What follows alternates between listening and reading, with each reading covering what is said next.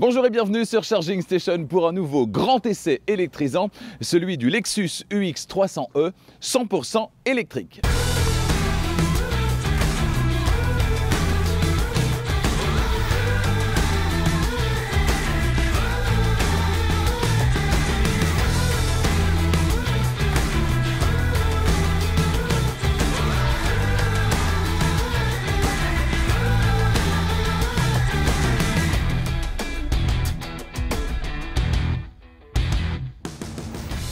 Cet essai vous est proposé par Arval,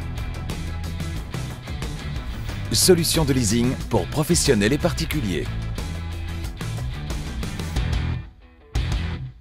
En matière d'électrification, Lexus, la marque premium de Toyota, dispose d'une expérience de plus de 15 ans. Au total, ce sont plus de 2 millions de Lexus auto-rechargeables, comprenez hybrides simples, qui sont ou ont été en circulation. Le nouveau plaisir de conduire signé Lexus, c'est aujourd'hui l'UX 300e, 100% électrique. Ça, c'est pour la théorie. Mais qu'en est-il dans la pratique? Agrément, performance, vie à bord, sans oublier les aspects pratiques et bien sûr le prix. J'en ai pris le volant pendant une semaine. Toutes les réponses aux questions que vous vous posez se trouvent dans cet essai.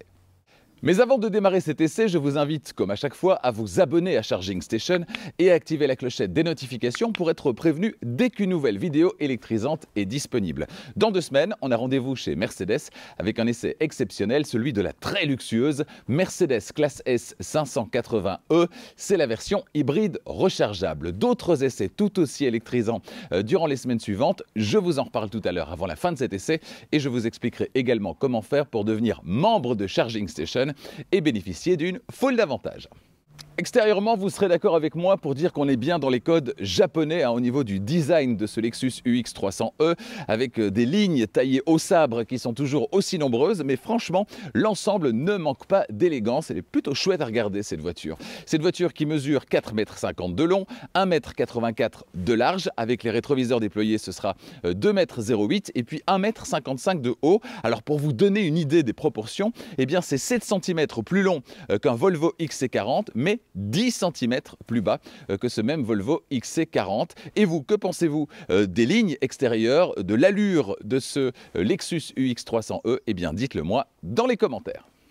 Techniquement, le Lexus UX 300e, il repose sur la plateforme TNGA pour Toyota New Global Architecture, une plateforme qui a l'avantage de pouvoir accueillir pour un même modèle différents types de motorisation. C'est le cas avec l'UX par exemple, disponible en version hybride simple, c'est la version 250h, et donc dans cette version 100% électrique, la version 300e. Alors sous le capot, on retrouve un moteur synchrone à aimant permanent qui entraîne les roues avant, puissance développée 204 chevaux et un couple de 300 Nm qui permet de réaliser le 0 à 100 en 7,5 secondes.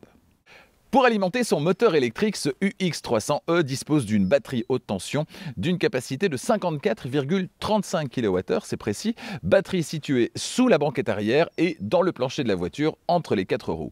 Elle doit permettre à ce crossover urbain de parcourir entre 305 et 315 km en fonction du niveau d'équipement sur une seule charge et selon la norme WLTP, donc en théorie. Qu'en est-il dans la pratique? La réponse tout à l'heure quand on sera sur la route. Notez, et c'est une belle preuve de confiance de Toyota, que cette batterie, eh bien, elle est garantie 10 ans ou 1 million de kilomètres.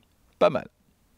Autant vous le dire d'emblée, la recharge, c'est le premier vrai gros point faible de cette voiture. Alors, la recharge sur le courant alternatif, celui qui circule dans nos rues et dans nos maisons, ça se passe ici à l'arrière du côté droit, avec sous la trappe un connecteur de type 2. Connecteur de type 2 relié à un chargeur embarqué, non pas de 11 kW, qui est la norme actuellement, mais de 6,6 kW seulement. La recharge sera donc plus lente, comptez entre 6h30 et jusqu'à 8h sur une borne dédiée selon l'équipement et bien plus évidemment sur une prise domestique simple. Ça, c'est pour la recharge du quotidien, la recharge sur le courant alternatif. Est-ce qu'elle se rattrape avec la recharge sur le courant continu? Eh bien, pas vraiment, et ça ne se passe pas ici, mais de l'autre côté. La recharge sur le courant continu dans cette voiture, ça se passe donc à l'arrière, mais du côté gauche, de manière symétrique par rapport à la prise de type 2 pour la recharge sur le courant alternatif. Alors pourquoi? Eh bien parce qu'on n'a pas un connecteur combo CCS dont le connecteur de type 2 aurait fait partie, mais on a un connecteur CHAdeMO standard qui n'existe plus, qui n'est plus la norme, en tout cas en Europe actuellement, et qui ne le sera plus jamais, un standard qui a été abandonné sur le vieux continent. Et pourtant, cette voiture est équipée de ce connecteur CHAdeMO. Alors, il existe encore encore des possibilités de recharge sur le courant continu avec des connecteurs CHAdeMO, mais ce sera de moins en moins la norme, évidemment, étant donné qu'il n'y a plus ou quasiment plus aucune voiture qui utilise ce connecteur. Connecteur CHAdeMO et une puissance acceptée par la voiture sur le courant continu de 50 petits kilowatts. Malheureusement, c'est très très faible. Même en option, il n'est pas possible d'obtenir plus. Ça veut dire quoi? Eh bien, ça veut dire que tout simplement, si vous faites régulièrement de très longs trajets, au-delà de la capacité de cette voiture sur une seule charge, eh bien, oubliez ce Lexus UX300e, vous allez passer votre temps aux stations de recharge et en plus la recharge sera très lente. Pourquoi? Eh bien parce que ces 50 kW acceptés vous permettront de remplir à 80% la batterie de cette voiture en plus de 50 minutes contre 20, 25, 30, 35 minutes pour les meilleurs avec des puissances acceptées qui sont bien plus importantes. Avant de se glisser à l'intérieur de ce Lexus UX300e, eh bien, on va jeter un coup d'œil du côté du coffre et de la capacité de chargement. Alors, l'ouverture est électrique sur cette version haut de gamme en Belgique. Vous pouvez l'ouvrir avec un mouvement du pied sous le pare-choc également. 367 litres, c'est la capacité de chargement de ce Lexus UX300e, donc version 100% électrique. C'est 47 litres de mieux tout de même que sur la version hybride rechargeable. 367 litres. C'est correct. Deux choses à vous signaler. La première, c'est la tablette, étrange tablette complètement souple qui fait penser un peu à une tente Quechua. Et c'est pas pour rien d'ailleurs, puisque vous pouvez, comme une tente Quechua, eh bien, replier cette tablette et la glisser sous le plancher du coffre quand vous n'en avez pas besoin. Et ça, c'est une bonne idée parce que effectivement, si ça peut faire un peu cheap comme ça, eh bien, le fait de pouvoir la garder, de ne pas devoir la sortir de la voiture si vous devez charger au-delà de la tablette et donc de pouvoir la ranger à l'intérieur de la voiture, ça, c'est plutôt chouette. Justement, sous le plancher du coffre, qu'est-ce qu'on va retrouver? Eh bien, en emplacement, avec notamment la possibilité donc de ranger cette tablette et puis la possibilité de glisser un câble de recharge, par exemple. Avant de passer à l'avant, coup d'œil du côté des places arrière. Alors là, pas de miracle, hein. On est bien dans un crossover urbain. Ça veut dire que dans cette voiture, avec mon 1m90, impossible pour moi de m'installer confortablement à l'arrière, sur la banquette arrière, avec le siège conducteur réglé pour moi. Vous le voyez, ça ne passera pas ici, évidemment. Ça ne passera pas non plus ici, puisque pour ne pas toucher le pavillon avec la tête, forcément, je dois régler le siège conducteur assez bas.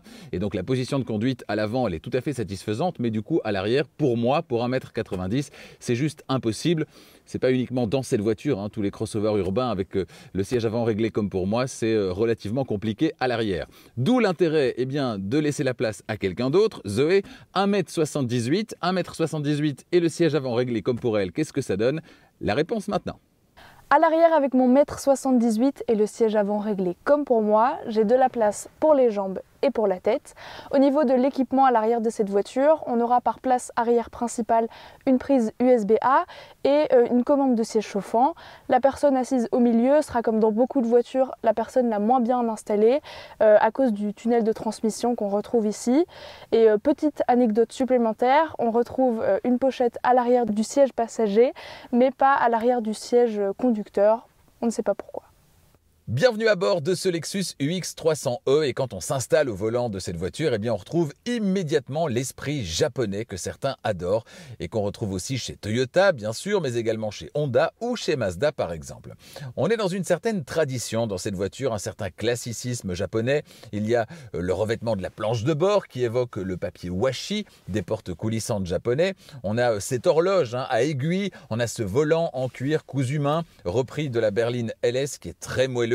Et puis cette foule de boutons qui va à contre-courant du tout à l'écran actuel. Bref, si vous aimez l'intérieur d'une Tesla Model 3, vous allez clairement détester celui-ci. Par contre, si vous êtes un inconditionnel des marques japonaises, vous allez adorer. Notez que Lexus a eu la bonne idée d'éviter de placer du piano black dans cette voiture, du piano black à outrance, comme régulièrement dans les productions actuelles. Non, on a ici ce revêtement qui fait un petit peu alu brossé, comme ça, qui n'est pas de l'alu brossé, mais qui fait un petit peu alu brossé sur la planche de bord ici et sur la console centrale. C'est plutôt pas mal. Que pensez-vous de cet intérieur? Eh bien, dites-le moi dans les commentaires. Je vous propose à présent, comme à chaque fois, une description complète de l'intérieur de cette voiture. On commence par la portière conducteur, en partie haute, la poignée d'ouverture. En partie intermédiaire, dans le prolongement de la coudoir, les commandes de vitres électriques, les rétroviseurs électriques qui sont rabattables à la demande et le verrouillage centralisé. Et puis en partie basse, un vide-poche. Sur le tableau de bord à gauche du volant, on va retrouver sur 2 rangées, en partie supérieure, la luminosité de l'écran instrument qu'on va pouvoir régler, ainsi que le petit bouton auto trip qui va permettre de régler également les valeurs, de remettre à zéro les valeurs de trajet A, trajet B, etc. Sur la partie de gauche inférieure de l'écran instrument. En partie inférieure, on a le système ASC pour Active Sound Control, censé magnifier l'expérience de conduite par l'ajout de bruit artificiel à l'accélération. Chacun fera ce qu'il veut, perso, je l'ai désactivé.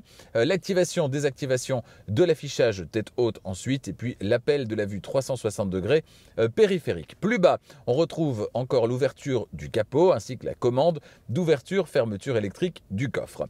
Sur le volant, qui est à réglage électrique et recule d'ailleurs à l'arrêt pour faciliter l'accès et la sortie, on retrouve à gauche la gestion de la partie de gauche de l'écran instrument, le contrôle du volume et la commande vocale ainsi que la commande de téléphone. Et puis à droite, on va retrouver le régulateur de vitesse adaptatif, l'avertisseur de franchissement de ligne et le bouton mode qui vous permet de switcher entre la réception FM, le DAB+, et le Bluetooth audio. Des palettes derrière le volant, on y reviendra sur la route tout à l'heure, palettes à gauche et à droite, les commodos ensuite avec l'éclairage à gauche et les essuie-glaces à droite, et puis l'écran instrument constitué d'un écran de 7 pouces et d'une partie plus traditionnelle à aiguille, c'est la partie de droite qui indique le niveau de la batterie haute tension. À gauche, c'est la partie customisable via la partie de gauche du volant, je vous le disais il y a un instant, et via le principe qu'on retrouve partout maintenant de menu horizontal et vertical. Menu horizontal, voilà, on va pouvoir naviguer entre les différentes sections, section audio, aide à la conduite, messages, etc. Et puis quand il y a possibilité, c'est le cas ici par exemple pour différents réglages, navigation verticale également dans les menus, voilà, navigation horizontale, verticale, avec un écran qui n'est pas des plus modernes non plus, mais franchement, il fait le job, il fait le boulot et ça fonctionne plutôt bien. Alors, on va retrouver ensuite de part et d'autre de la casquette qui surplombe l'écran, 2 boutons, un à gauche, un à droite. À gauche, il s'agira de l'anti-patinage que vous pouvez donc désactiver, et à droite, les modes de conduite éco, normal et sport.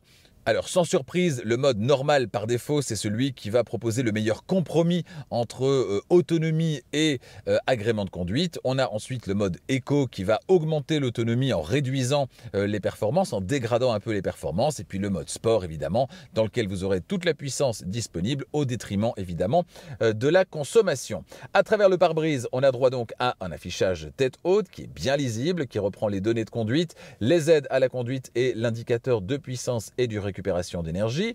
L'écran d'infodivertissement ensuite, on le détaillera dans un instant. Et puis en dessous, on a les feux de détresse ainsi que le bouton de démarrage et les commandes de chauffage et de climatisation avec des touches piano, vous le voyez, un petit peu à la Peugeot. En dessous, le frein de parking électrique ainsi qu'une nouvelle ligne de boutons avec les commandes de siège chauffant et ventilé sur cette voiture ainsi que le volant chauffant. Notez la présence d'une position auto qui va moduler automatiquement la puissance de chauffage des sièges et du volant en fonction de la température de l'habitacle. Donc typiquement, s'il fait très froid, ce sera le maximum pour démarrer et puis progressivement, ça va diminuer histoire de maintenir le confort dans la voiture en ne surconsommant pas et en ne laissant pas inutilement la puissance maximale pour les sièges et pour le volant. Plus bas encore, on a une zone de recharge par induction ainsi qu'une prise de type allume-cigare.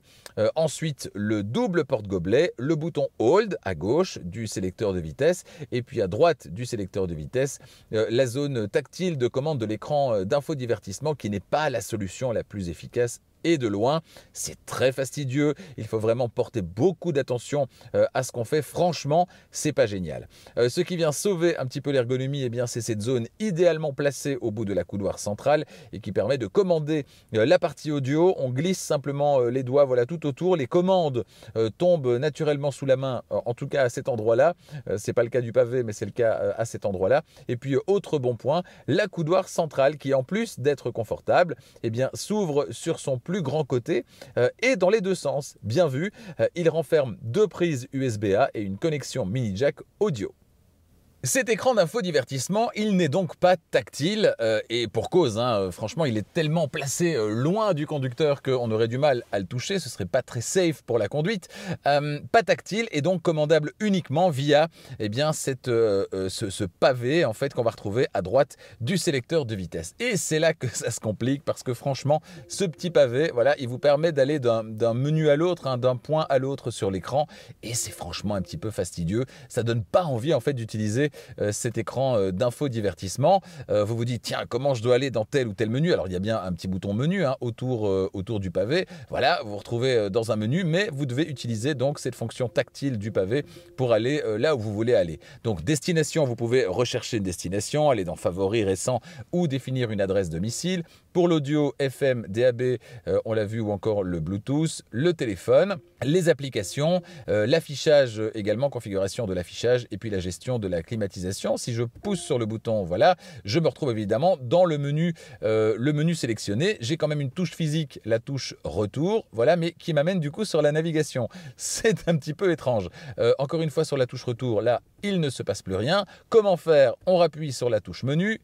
Voilà, c'est pas très réactif, mais ça fonctionne. Mais voilà, c'est vraiment très très fastidieux. Franchement, je déteste ce système parce que probablement qu'à la longue, hein, quand on s'y fait, on commence à avoir ses petites habitudes. Mais à appréhender, c'est extrêmement compliqué. C'est pas aussi fluide qu'une interface avec un bouton rotatif par exemple. Hein. C'est pas aussi intuitif. Et puis bien sûr, c'est pas aussi rapide que simplement pousser sur l'écran. Avec s'il avait été plus proche, en tout cas avec les doigts et un écran tactile, ça aurait été quand même plus efficace. On a vraiment du mal à appréhender tous les menus, les sous-menus avec cette interface tactile. C'est vraiment casse-pied. Donc c'est, vous l'aurez compris, pas le système que personnellement je préfère. Bien loin de là. Allez, c'est parti, une pression sur le bouton de démarrage, levier de commande en position D ou B et l'UX300E s'élance de manière assez vigoureuse hein, d'ailleurs, un peu trop peut-être parfois pour le train avant qui sur route humide ou grasse aura vite tendance à patiner. La position de conduite est bien davantage celle d'une berline surélevée que celle d'un SUV à proprement dit. La douceur des commandes est bien réelle et le silence très reposant. Les sièges dans cette voiture sont en cuir, on l'a vu, à réglage électrique sur cette version haut de gamme. La position de conduite idéale est facile à trouver. Seul bémol, et ça ne concerne que la Belgique en fait, où l'extincteur est obligatoire à bord des voitures. Pourquoi l'avoir fixé à cet endroit, à savoir au pied du conducteur plutôt qu'au pied du passager, sous le tableau de bord là-bas au fond? Mystère. Sur cette finition, les sièges sont également chauffants et ventilés. Bref, c'est que du bonheur. Pour un crossover électrique avec environ 1800 kg sur la balance, ce Lexus UX300E est plutôt léger, entre guillemets, ou en tout cas pas trop lourd, je dis bien pour un SUV 100% électrique. Son comportement, il est très rassurant et les irrégularités de la route sont bien filtrées, proposant donc un agrément de conduite qui est bien réel, même en virage, un agrément en adéquation finalement avec l'image premium revendiquée par Lexus. Le seul petit bémol, je dirais, et je vous en parlais il y a un instant, c'est la motricité. Elle est vraiment perfectible sur revêtement humide, le train avant, dès qu'on le malmène un petit peu, eh bien, elle a du mal à digérer le couple de cette voiture dans ces conditions et c'est dommage, ça incitera en tout cas à avoir une conduite plutôt cool. Si les bruits de roulement sont très bien maîtrisés dans cette voiture, les bruits aérodynamiques par contre, eh bien, ils m'ont semblé un petit peu trop présents durant cette semaine d'essai. Et après avoir tendu l'oreille de manière un petit peu plus appuyée, je suis arrivé à la conclusion qu'en fait ça venait du toit ouvrant. Dès que le vent souffle un peu fort, dès qu'on est à haute vitesse sur autoroute notamment, des bruits aérodynamiques se font entendre au niveau du toit, des petits sifflements. C'est la raison pour laquelle j'ai régulièrement fermé le store pour éliminer ce bruit et ça c'est un petit peu dommage. Que ce soit de série ou en option tout ou presque est disponible au rayon des aides à la conduite dans cette UX300E. Alors mention spéciale pour le régulateur de vitesse adaptatif qui propose des réactions très fluides, tout comme d'ailleurs le maintien dans la voie et comme c'était le cas sur le Toyota RAV4 essayé la semaine dernière. Mention spéciale pour le système de surveillance de la pression des pneus qui m'a d'ailleurs alerté en début de semaine d'une perte de pression sur la roue arrière gauche. Il y avait bien un clou et le petit compresseur logé sous le plancher du coffre m'a permis de regonfler et de rejoindre le centre de réparation le plus proche. Un mot encore concernant la vue à 360 degrés et la caméra arrière. Elle est très vulnérable, vite très sale. Dès qu'il pleut, on n'y voit plus rien. C'est un petit peu dommage. Un système de caméra rétractable sous un logo, comme c'est le cas chez certains autres constructeurs, eût été le bienvenu.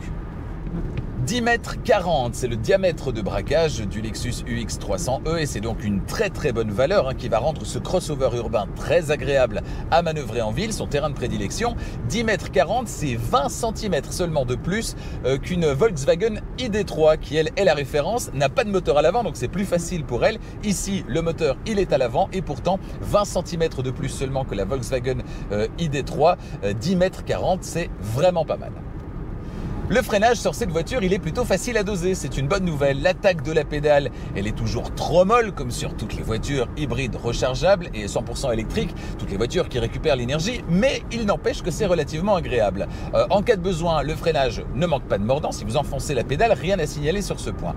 Concernant la récupération d'énergie, par contre, il y a une multitude de réglages disponibles, mais aucun qui est vraiment convaincant. En mode D, par défaut, vous pouvez avoir accès à 2 crans supplémentaires dans le sens d'une plus grande récupération d'énergie. Vous pouvez faire ça avec les palettes, donc un ralentissement plus important au lever le pied de l'accélérateur.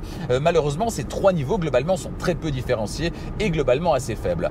En mode B comme brake, ce sont 4 niveaux qui sont disponibles. Là aussi, les différences sont minimes entre les niveaux et dans tous les cas, le niveau de décélération est plutôt faible. 7 modes disponibles et pas un qui propose un ralentissement convaincant qui permettrait de se passer complètement de la pédale de frein ou en tout cas quasi complètement de la pédale de frein, de faire du one pedal drive, de la conduite à une pédale.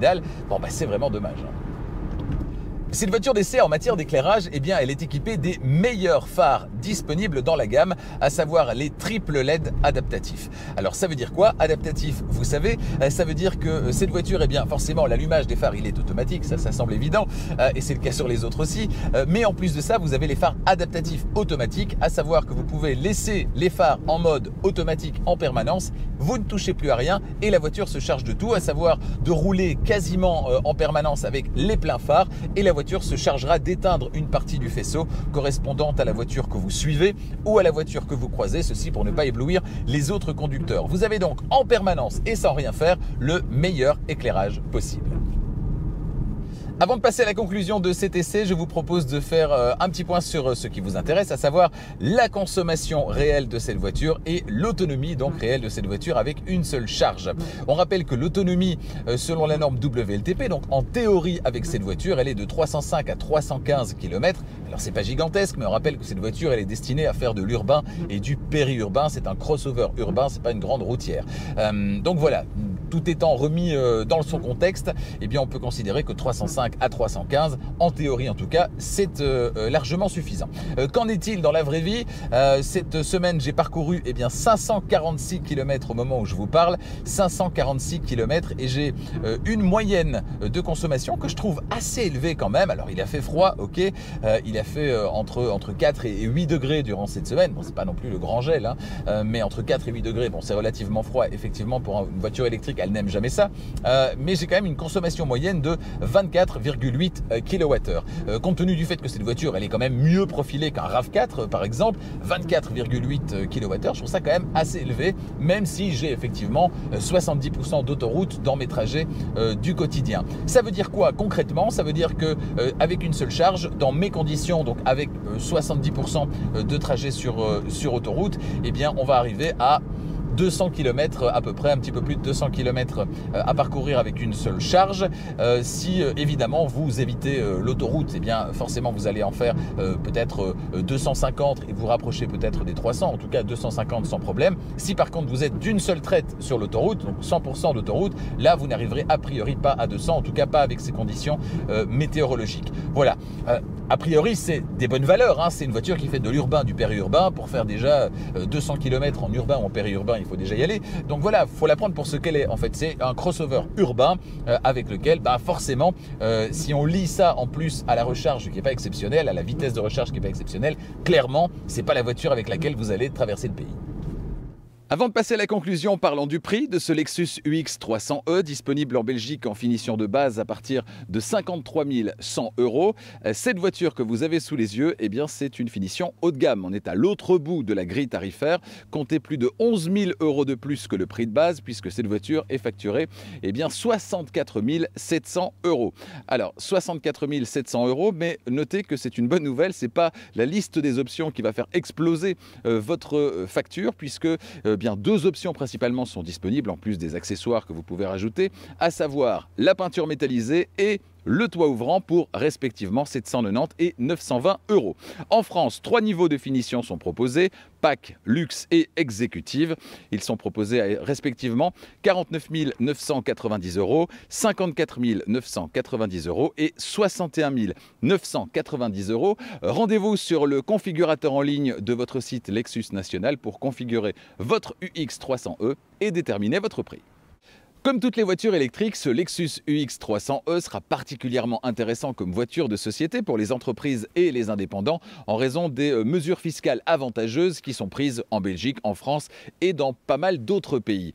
Arval, partenaire de Charging Station, propose évidemment des formules de leasing opérationnel, donc la formule tout compris pour les entreprises et les indépendants, mais également des formules de private lease, c'est-à-dire le leasing tout compris, disponible maintenant aussi pour les particuliers avec tous les avantages du leasing, à savoir une mensualité unique du premier au dernier mois de location et dans laquelle tout est compris, assurance, remplacement de pneus, entretien, etc. etc. C'est vraiment la formule zéro tracas, la formule qui vous permet de gérer efficacement votre budget du premier au dernier mois. Il n'y a aucune surprise. Alors demandez via arval.be une offre sur la voiture que vous convoitez pour voir si ça rentre dans votre budget.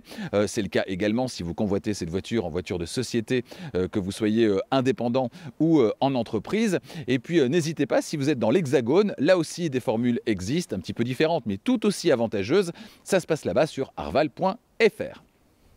Alors au final, à qui s'adresse cette voiture réellement? Eh bien, si vous êtes fan d'univers à la Tesla, épuré, du tout à l'écran, passez votre chemin, vous allez être vraiment malheureux avec cette voiture qui semble coincée dans un, alors j'ai pas envie de dire dans un certain passé, mais dans une certaine forme de classicisme.